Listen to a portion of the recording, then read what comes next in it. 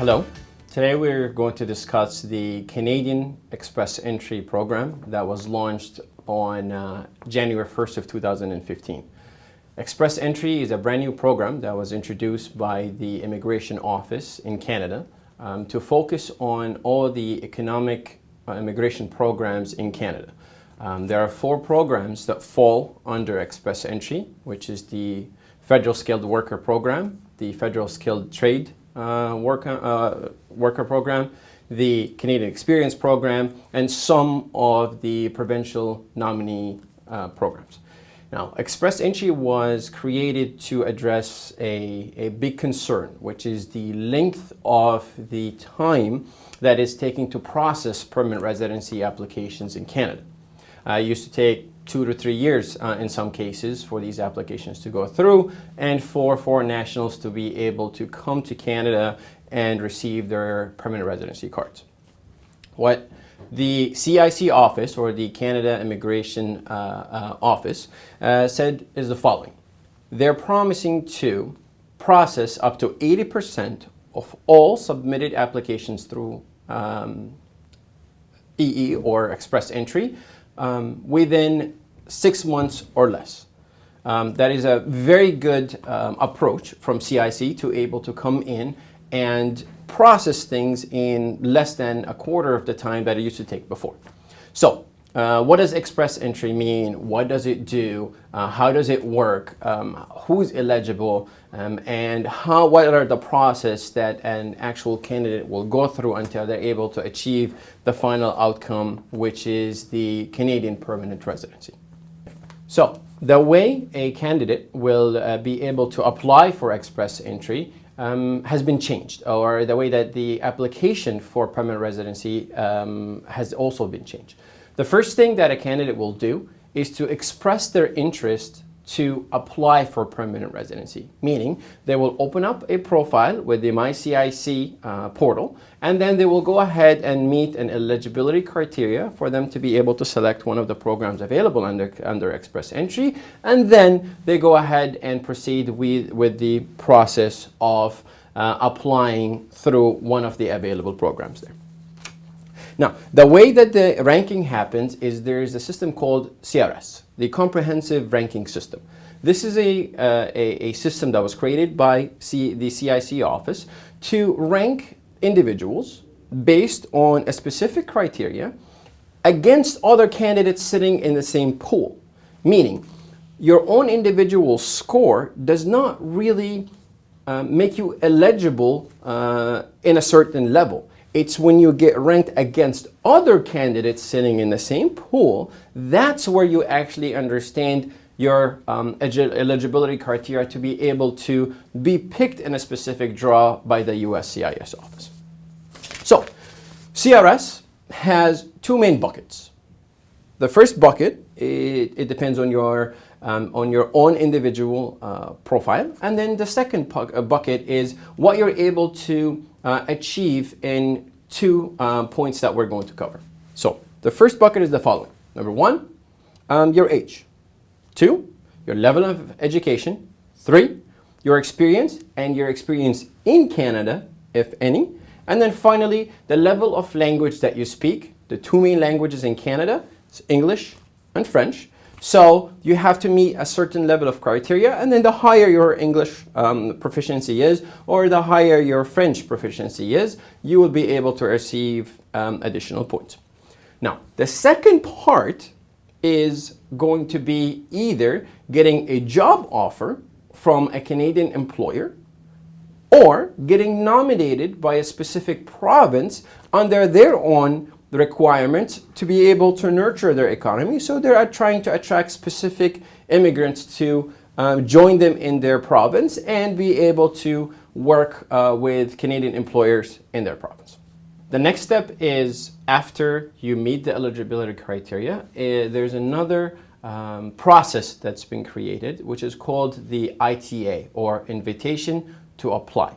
So you show your interest to want to immigrate to Canada under a specific category, under a specific occupation, and there's something called an NOC code, which is a specific classification of that particular job that you would like to apply under based on your current experience right now. Right after you do that, there's something called an invitation to apply. So then you enter a pool, you get ranked in a CRS system, which is the comprehensive ranking system, and then the government enters you, or it's the CIC office enters you into a pool, and then that pool, you would sit there until you get an invitation to apply. You get picked, you get drawn outside of that pool and say, we would like to select you based on your ranking in the numbers that are currently available to be picked for that particular category. And then we will go through the whole entire process step by step. Now, one thing that's important for you to know is the following.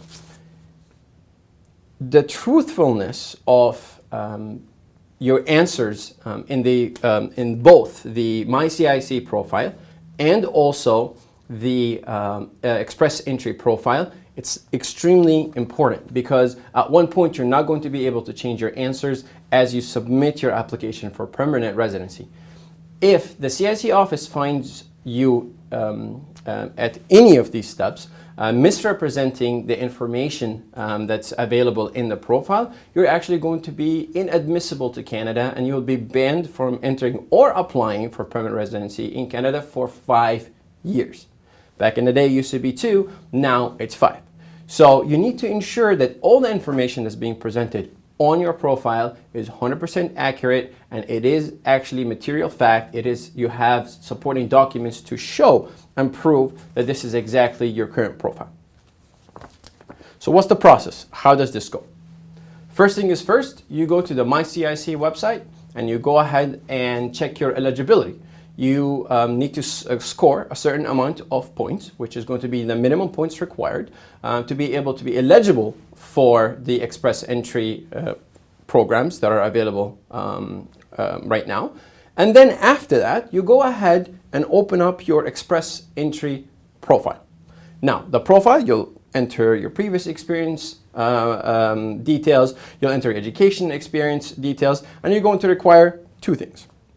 You have to take a language assessment exam, whether it is in English or in French, because these are the 2 main languages in Canada. So probably you're going to take your IELTS exam, and then you have to meet a certain level of English proficiency to be able to apply. The second thing you need to do is you need to get something called an ECA. An ECA is your Educational Credential Assessment. So you have gone to school, whether it is a high school or whether it is a university or a diploma or a master's degree or even a PhD, in or outside of Canada. If it's outside of Canada, your degree needs to be assessed and compared to the Canadian education system.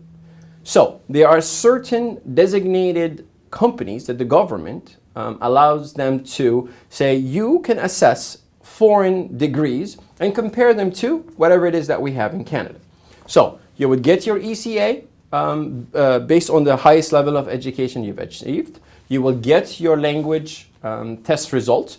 These 2 will allow you to go ahead and apply under Express Entry, along with the other documents and supporting evidence that you're going to add to your profile. You put your profile in. That is going to be valid for 1 year. 12 months, your profile is going to be open. You will then be moved into the CRS system. You will get your ranking, and you will enter into a pool based on the job that you applied under, based on the classification of that job that you actually wanted to be considered under. So your profile is ready. You have entered all your information for your ECA and also for your language proficiency exam results. The next step is for you to apply for the Canadian Job Bank. So what you do is you have around 30 days to open up a profile with the Job Bank, enter all your information, start searching jobs. This is going to be an option for you. It's not mandatory to actually get a job offer. You only get points or additional points if you get a job offer. But if you don't, it is not mandatory for you to actually receive an employment offer from a Canadian employer. So you only open up a file with a job bank. You're going to get a candidate number. This number, along with your Express Entry profile number, together will be able to be your your guide whenever you're checking your application status or your profile status for the next 12 months as you go through the several draws that the CIC is going to do.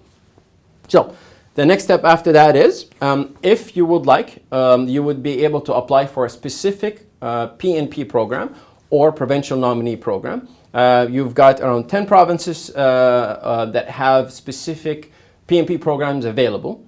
You would select all of them. You would select specific ones if you want to just say, you know what, I have family or friends in Ontario, or I want to go to Alberta, or whatever it is that you might be interested in. And then that becomes an option for you, part of the express entry profile. Next is for you to enter a pool. You got your CRS system result, you've got your ranking system, and then you have entered a specific pool based on the category of employment that you have selected. You sit there and you wait. CIC runs multiple draws every few weeks. There are two kind of draws that they do. One of them is a general draw, as in I'm going to pick the highest rank within the following period of time, and I'm going to go ahead and select anybody that falls under that from any NOC code or any job criteria that is currently available in the system. The other kind of draw that CIC also does is something called a selective or a category draw. They go to a specific category that they have interest in, and then they go ahead and pick the highest ranking candidates that are sitting in that pool under that specific category. So it varies. The CIC office decides these draws based on the requirements in Canada, and then they go ahead and proceed with that throughout the year under multiple draws that happen.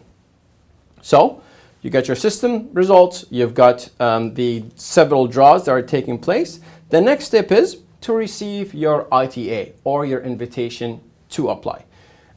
You would fall under the category and the score that the CIC office has selected or has drawn. You will then receive an ITA, an invitation to apply. You have 60 days at that particular point to be able to apply or submit your application to permanent residency. Now, careful. This is when you apply for permanent residency. Anything that you have done before that is an intention to apply or an intention to want to immigrate to Canada.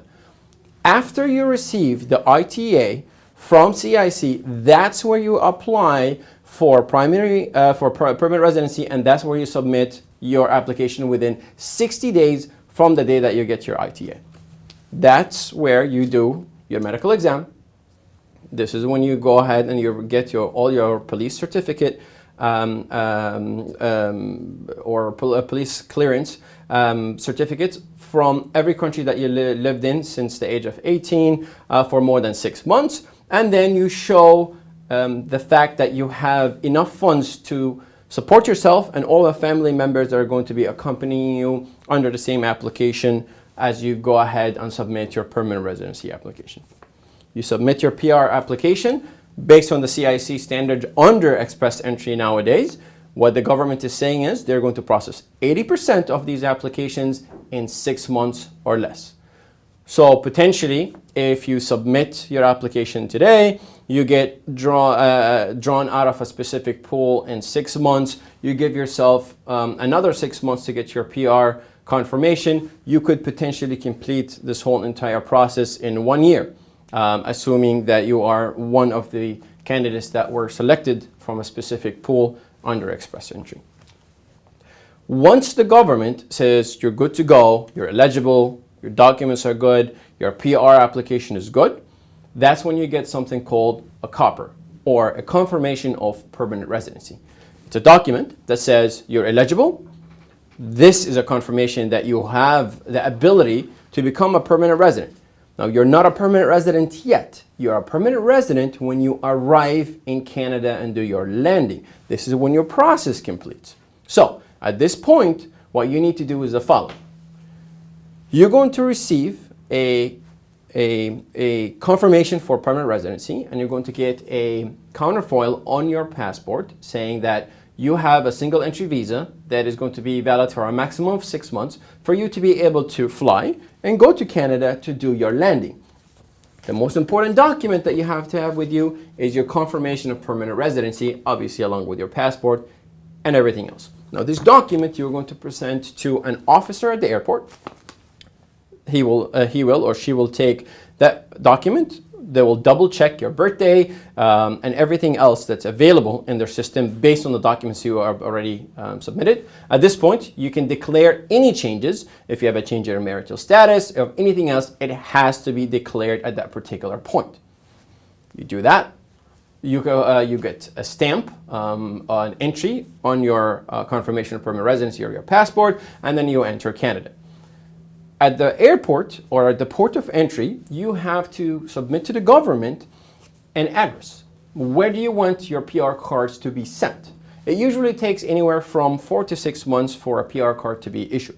So at the airport or at the port of entry, you're going to go ahead and provide them with the address. They will send your PR cards to that address, and then you'll be able to take your PR cards, which is going to be, each one of them is going to be valid for 5 years, and then you'll be able to continue with your permanency obligations throughout the next few years as you live inside Canada. So, I would like to highlight one of the programs under Express Entry, which is the Federal Skilled Worker Program, which is the most common economic program under Express Entry. Now, for you to be able to eligible for that program, there's something called the 6-point or the 6-factor eligibility criteria for the Federal Skilled Worker Program under Express Entry. The points are, and I'm gonna put them from the government perspective as you enter your profile. And then the points that you're eligible to receive under each one, or the maximum points you're able to achieve under each one of these 6 factors. Number 1, your language skill. Your language skills will allow you to achieve a maximum of 28 points. So you can get up to 24 points if you have really good English or advanced level of English or French. And then if you also test your second language, which is, again, if your primary is English, your secondary language is French, you'll be able to test both languages, achieve up to 28 points, both in the eligibility system, and then later on these points will convert into specific rankings within the CRS system. Number 2, your education. You can get up to 25 points if you have a PhD, and then obviously you'll start getting less points at a master's level, a bachelor level, but the minimum education level is high school to be able to enter into any of the pools or any of the programs that are under Express Entry. The next step is your work experience. With your work experience, you can achieve up to 15 points. The minimum amount of experience that you need to have to be eligible for the Federal Skilled Worker Program is 1 year of experience in the past 10 years. And now when I say experience, it has to be relevant experience. So whatever code, whatever NOC code, whatever job title that you have carried within this experience has to match or be very close to whatever it is that you're going to apply under the Federal Skilled Worker Program in Express Entry. Next point is your age. You can achieve up to 12 points. Now here, I'll just give you a tip. If your spouse has good English, or if your spouse has at least 1 year of experience that she can or he can apply under, you might want to consider keeping yourself as a primary applicant, or your wife or your husband to be the primary applicant. Because based on the age, you will be able to determine who gets more points. So if you're older than your spouse, maybe maybe your wife or your husband can get 2, 4, 6 more points because they're younger. So think about it from a perspective of age, because you can actually get up to 12 points in this specific factor under the Federal Skilled Worker Program. Next, it's not mandatory, but you could potentially get up to 10 points out of arranged employment. So While this is not a disqualification criteria, it just allows you to have or achieve more points under the factors that allow you to get the minimum score required. Okay? And finally, there's something called the adaptability criteria. The adaptability criteria, you can get up to 10 points with that. It means how adaptable are you to Canada? How can you prove or how can you show us to say, listen, I could potentially be able to move to Canada and be able to prosper economically. I can actually get myself established in Canada. Whatever it is, you have specific transferable skills, whatever it is that you have, you've studied in Canada for a minimum of 1 or 2 years, you have any Canadian experience, any adaptability skills that will make you eligible to achieve certain points under the Federal Skilled Worker Program. The total is 100 points. The minimum for you to be able to be eligible for the Federal Skilled Worker Program is 67 points. When we were talking about this, the Express Entry profile and the MyCIC profile, the first step that you have to do is take the CIC or MyCIC eligibility test. It will tell you, they will ask you a few questions and you'll be able to achieve or see how many points you can achieve under the Canadian program. At the same time, we can actually work with you and be able to do an individual assessment based on the documents you supply to us. And then we'll be able to ask you a few questions. We will be able to replicate the same system that CIC does and give you your score, and we will be able to let you know how to be able to do that. So, settlement funds, medical exams, and also clearance checks, police clearance checks for the whole entire family or the members that are going to be accompanying you, part of this application. This is something that you will do after you submit your profile and after you finish the 6-point factor authentication. And at the same time, the last thing that you will be able to do is to pick one of the PNP programs, whether it is within the Express Entry program, or you could actually go after each and every single individual PNP program that's available, and then the links are on the MyCIC website, so you can just pick your favorite or desired province, for example, Manitoba, and then go and check all the available PNP programs there. And then you can apply for that outside or inside of Express Entry.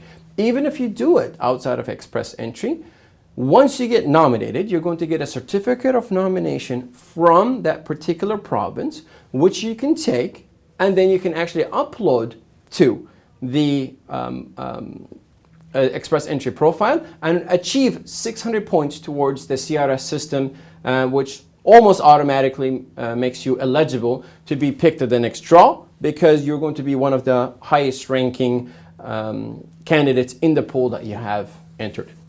So, just to summarize what we discussed, Express Entry, it's mainly for all the economic programs that are available in Canada. There are 4 different streams that are under it: Federal Skilled Worker, Federal Skilled Trades, CEC or Canadian Experience, and finally some of the PNP programs. You would have to go through a specific process. You would have to be ranked based on a comprehensive ranking system against other candidates. You will enter a pool. You will show your interest and intent to immigrate to Canada. You will wait until you get your invitation to apply. You apply for your PR card, and then you complete the process of immigration just like any other category that's available in the Express Entry program.